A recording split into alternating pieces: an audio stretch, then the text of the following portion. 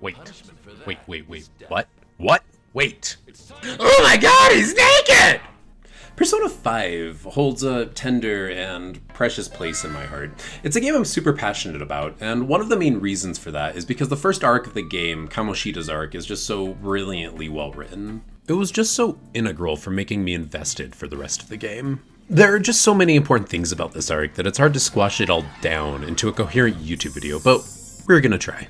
I think we can divide the Kamoshida arc into 3 acts, or 3 phases. These are kind of arbitrarily defined by myself, but they make my disorganized and kind of haphazard thoughts a lot easier to follow, I think. Okay, so phase 1 is going to be from the moment we first meet Kamoshida until Ryuji's persona awakens. Phase 2 is going to be the smidge of time after Ryuji's awakening until Ann's persona awakens. And phase 3 is just going to be the rest of the arc.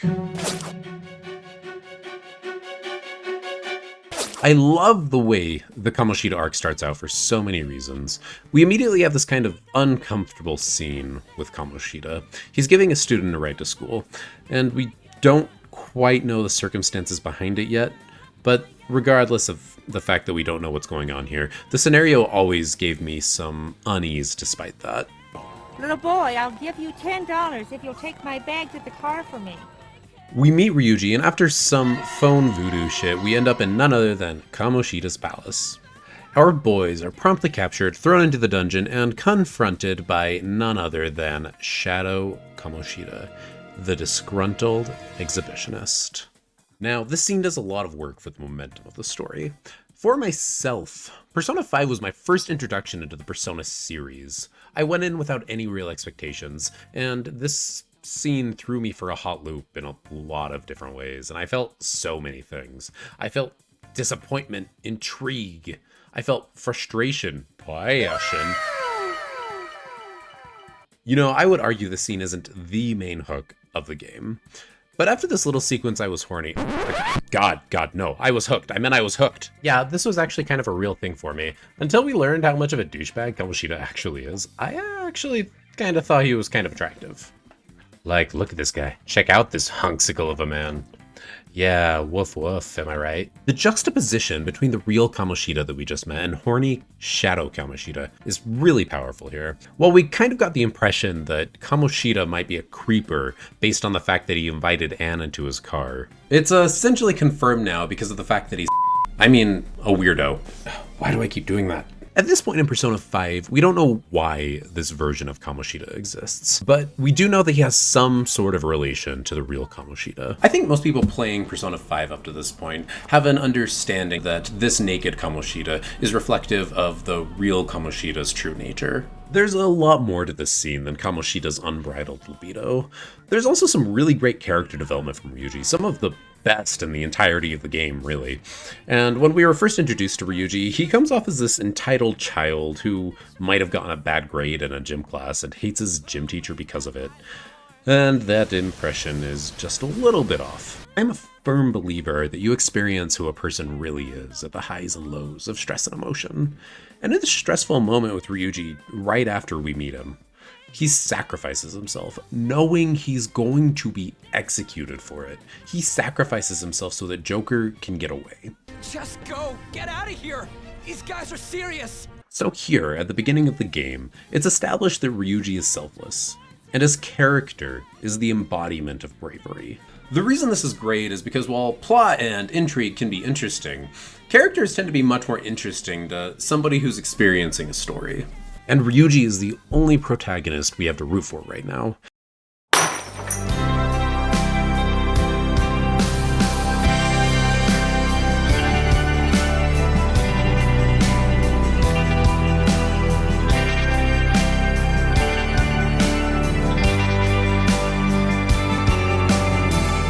Apart from Joker, but at this point in the story, his character is somewhat of a blank slate. A blank slate with nothing but a butterfly.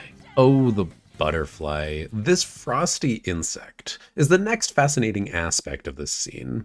The ephemeral butterfly talks directly to Joker, and nobody else in the scene notices it. You get mad Chosen One vibes here, and you don't really get clarification on this bug until much later in the game. I think this is a really great way to create an overarching question that persists throughout Persona 5. What is this bug? Why is it here? Why can it talk? Why didn't Alice give Haru a normal range of human emotion? I'm just asking questions. And the epicness of the scene skyrockets when Joker makes his decision to fight back. Enter Joker's Awakening. This is our first introduction to a Persona Awakening in Persona 5, and dude, these were something else the first time I played through this game.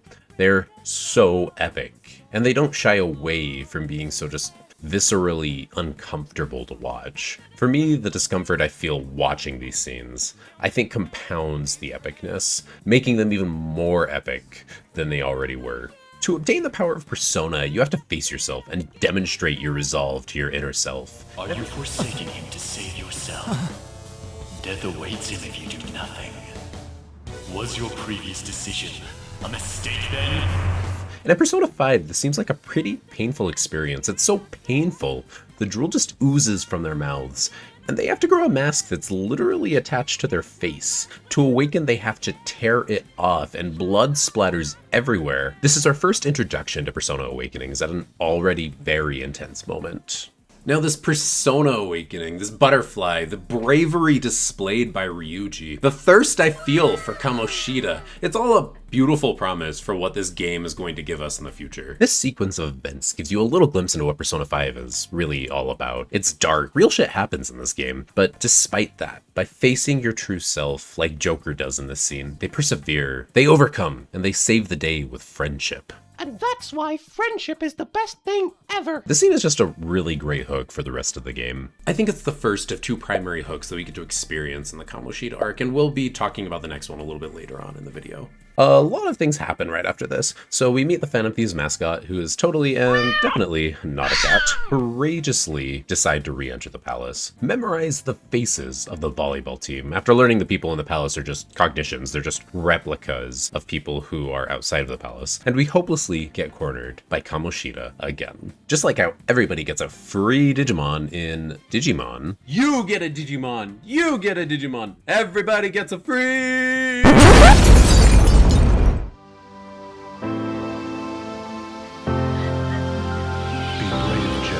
Part of me will always be with you.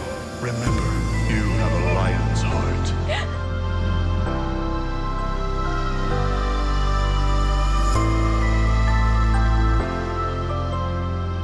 You get a persona, and you get a persona, and everybody gets a free persona!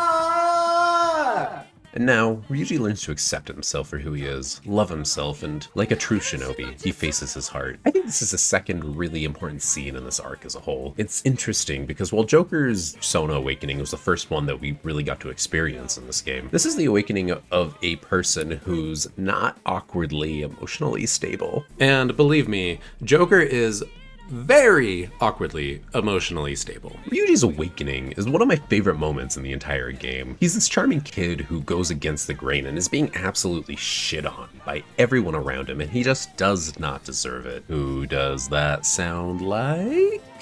The biggest reason this is such a cool scene is because it's Ryuji's big fuck you moment to the teacher that took everything away from him by breaking his leg. Also, this is the first non-Joker awakening we get to witness, so it's still super fresh to us. While the first awakening was epic, this one is epic, and on top of that, there's some established amount of emotional investment by the gamer for Ryuji to succeed. We've spent time with him, we watched him sacrifice himself for Joker, and we watched what he's willing to do to save the people who are being terrorized by Kamoshida. Honestly, experiencing Ryuji's character development and his drive early on in the game is just one of the things that makes Persona 5 just a really, really great game for me. We kick the Shadow's asses, escape the palace by the skin of our tongue, experience passion. No, Cody, focus. And we now have a hip, young Phantom Thief who's ready to help us defeat Kamoshida. Now, I would say this is the arbitrarily decided end of the first act, or the first phase of Kamoshida's castle. And now, on to phase 2. It phase 1 of the palace was all about Ryuji and his character development, then phase 2 of the palace would be all about Ann. And I'm so passionate about her as a character because of all of the things that we get to experience with her in this section. During phase 1 of the palace, we learn that Kamoshida is coming on to Ann pretty hard, and we also learn that it's not something Ann is super stoked about. Right? Something about appendicitis? Yes, I keep planning to go to the hospital, but I've been too busy. No, it wasn't directly stated, but this scene kind of demonstrates her amazing capacity to act. Her catpacity, if you will. Please clap.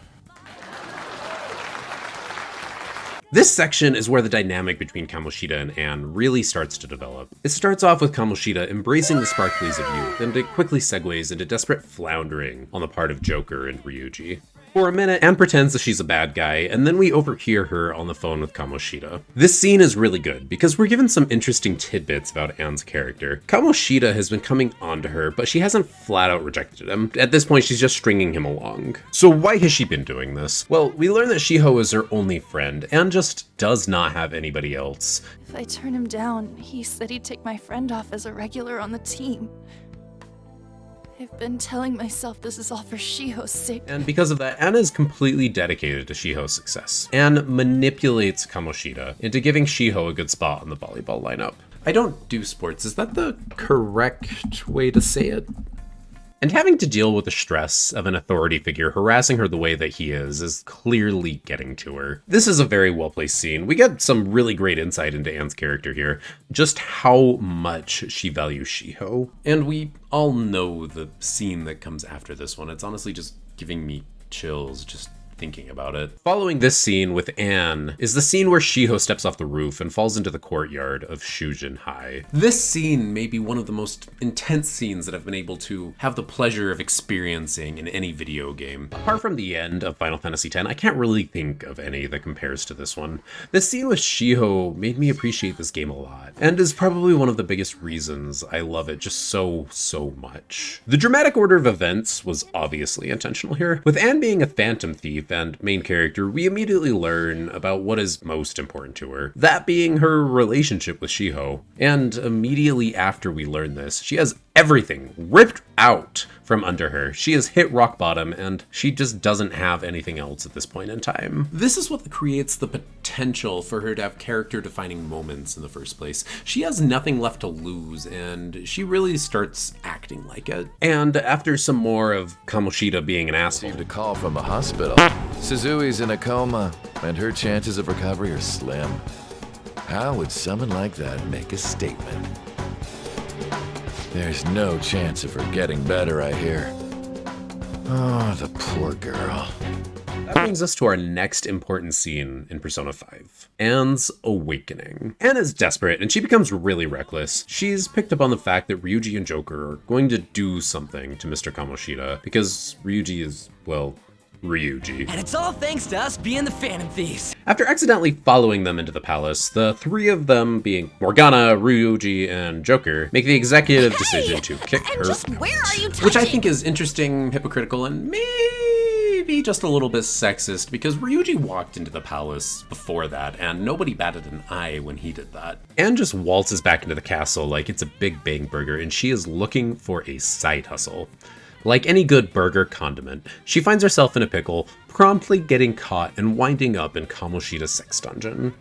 And I have quite a few things to say about this scene.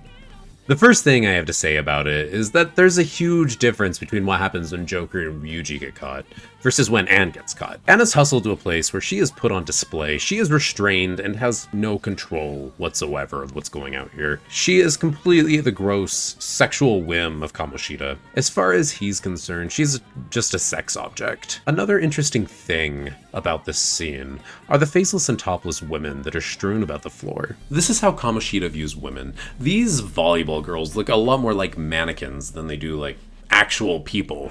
They're all the same, and who they are as a person does not matter to him. The differences between the sex dungeon and the basement dungeon is also just a really poignant juxtaposition. The basement dungeon is for the boys on the team, where he tortures them for the sake of it. He gets off on being a dominant figure like that. The sex dungeon demonstrates that same kind of dominance with a bit of a sexual flair on top of it. And you know, a lot of artistic attention to detail was given here, and that's a thing that I really appreciate as a part of the palace design. Now, Fake Ann had already shown up during Ryuji's awakening. Oh, what a meowvelous and beautiful girl! But I felt the scene was a more appropriate place to discuss her, because by including both Ann and these faceless dolls that are on the ground, this scene demonstrates just how different and special Ann actually is to Kamoshida. Now, I'm pretty sure this isn't directly stated in the game, but I believe that Kamoshida fetishizes her because of her ethnic heritage, and if that's wrong, then leave a comment down below and let me know that I was wrong. Now, her heritage is something that I'm a little bit confused on, because I thought I remembered in the game that it shared with us that she was half Finnish. But after consulting her wiki, I was informed that she just lived in Finland at some point in her life. She's actually 1/4 American. Based on her character design, probably means her heritage is 1/4 Caucasian. The reason Kamoshida has such an eye for Ann is because he views her as exotic. By creating this dynamic, Persona 5 is addressing the topic of fetishization of, in this case, mixed race people in Japan. Her Caucasian heritage, blonde hair, and beyond that, her natural beauty. These make her a prize to be won. To him, she's a trophy, which is appropriate for his character because an Olympic medal was the source of his cognitive distortions in the first place. A medal? Wait, where'd that crown go? It means that was the source of Kamoshida's desires. To him, this medal is worth as much as that crown we saw in the palace. Now we're on to talk about what actually happens in this scene. Ann is physically restrained when the boys run in because she is being held captive and will just be executed if they approach. They can't really do anything to save her. Kamoshida, proud and disgusting as he is, shares what he did to make Shiho walk off the building. I forget that chick's name. But it's your fault she jumped, you know.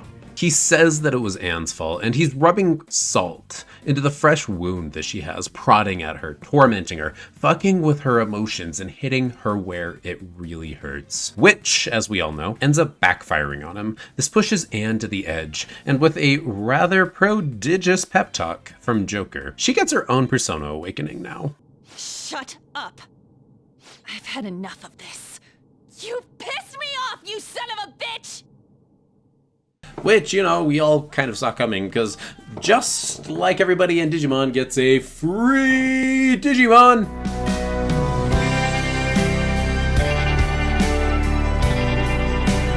Everybody in Persona gets a free Persona! Honestly, every Persona awakening has its own things that make it unique, special, and a beautiful thing to remember. But Ann's awakening is something different to me in just the best possible way. Immediately before this, Ann lost everything important to her. Shiho was everything to Ann. And now Shiho has a very real chance of dying. All of these feelings she has about it swell up to this moment. She's given the opportunity to get justice for what happened to her best friend. We get some badass jumping and sword kicking and flinging that Ann apparently can just do. And finally, we get one of my two favorite lines in the entirety of the game. I will rob you of everything! This scene is so satisfying and so well placed. In the moment when she gets the power to fight against him, she declares war on Kamoshida in this line. And it's just so fucking good. Immediately after, reality shatters into a mini boss fight of some dude sitting on a toilet.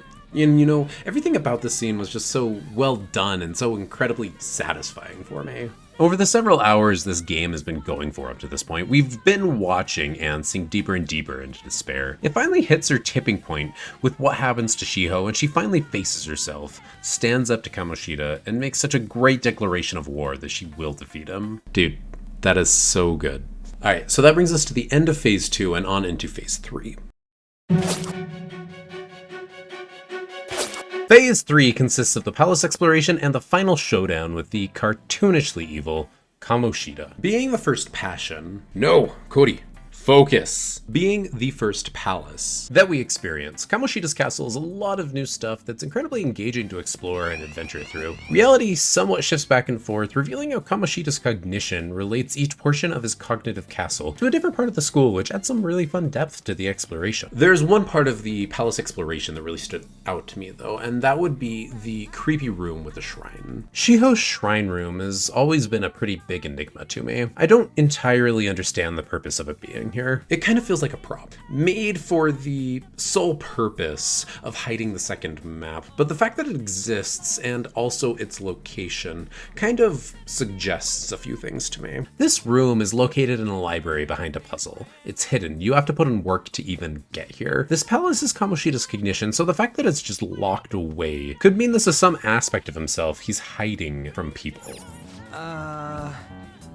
Or it could be an aspect of himself that he's hiding from, well, himself. I have put a lot of thought into this room, and the theory that I've come up with that makes the most sense to me is that Kamoshida understands what he did to Shiho, and he understands that it's also a secret. What he did to Shiho is a secret, and this shrine is also a secret. So if this is an intentional decision that Atlas made, this is honestly just brilliant level design. After some more exploring, we finally reach the end of the palace. After sending the calling card to the utter bastard of beauty, I mean lust. Excuse me. We finally get to fight the big boy himself. Ooh. What can I say here? Well, regarding the pre-fight scene, not a whole lot. I love the little swirly Kamoshida does in midair, and the fight itself is actually pretty fun. This fight is straightforward and not very difficult unless you've been playing on Merciless. Then may our Lord and Savior, Daddy Maruki, have pity on your undying soul. And this fight has several stylistic touches that I really appreciate. First, Kamoshida is a mega gremlin, and you realize this man you've been in love with for so long is actually a monster. You didn't love him, you just loved the idea of him. Second, he holds fake Ann in a wine glass. Third, the disembodied legs of the volleyball girls when he munches. Fourth, cognitive Mishima and Shiho. They will bring him a volleyball that he will spike explosively. All in all, I think it's a really well-designed fight. What I really love, and might be the biggest helping of meat and potatoes in all of Kamoshida's palace, is the epic conclusion. Kamoshida pathetically tries to run away after his defeat, and we get to hear my second favorite line in the entire arc. Scared? Right now? You're seeing the same view that Shiho did.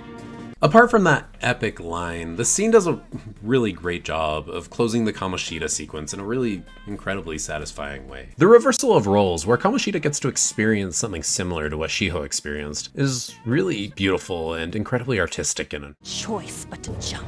What will you do? Will you jump?